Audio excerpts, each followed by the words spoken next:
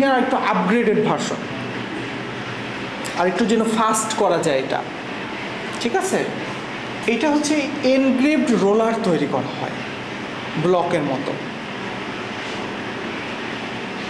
রোলারের উপরে ওইটা পরে লাগাই দেওয়া হয়, কপার দিয়ে সাধারণত মেটাল দিয়ে এটা তৈরি করা হয়, ফুল লতা পাতা, হ্যাঁ উঁচু থাকবে, হ্যাঁ উঁচু হয়ে থাকবে, ঠিক আছে। তো এইটার একটা মেকানিক্যাল ফ্লো চার্ট আছে, ওইটা তো সংযুক্ত করা, এটা যে কীভাবে প্রিন্ট পেস্টটা অ্যাপ্লাই করা হয় আর কি, সেটা কিন্তু এইভাবে লাগানো হয় রোলারের মধ্যে, এখানে তারপরে প্রিন্ট পেস্টটা অ্যাপ্লাই করা হয়, তারপরে ঘুরানো হয়, ফেব্রিক যেতে থাকে, ঠিক আছে। আর এটা চলতে থাকে, ঘুরতে থাকে ফেব্রিকের উপরে, ফলে দেখা যায় এটা কী হয়ে যায়, তখন প্রিন্ট হয়ে যায়, এবং একাধিক কালার এখানে প্রিন্ট করা যায়। কিভাবে একাধিক কালার বলেন তো?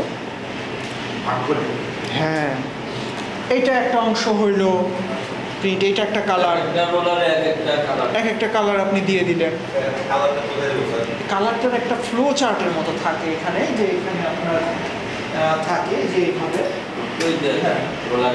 রোলারের উপরে থাকে, এই যে রোলারটা এরকম থাকে, রোলারটা এখানে থাকে, এইখানে একটা মানে বাথের মতো থাকে এখানে, ঠিক আছে।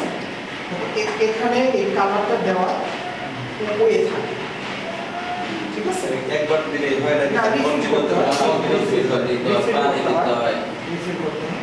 আর ফেব্রিকটা এইভাবে চলতে থাকে, ফেব্রিকটা এভাবে চলতে থাকে, এই যে কালারটা নিয়ে আসতেছে মাত্রই নিয়ে এসে এই ফেব্রিকের উপরে অ্যাপ্লাই করে দিয়ে একটা ফেব্রিকে আমরা 3-4 করে কালার দিই, হ্যাঁ আমরা লাইন 3-4 করে করে এক এসে 3-4টা আরো রোলার কিন্তু বানানো আছে, এখানে ইঙ্ক দেওয়ার ব্যবস্থা আছে,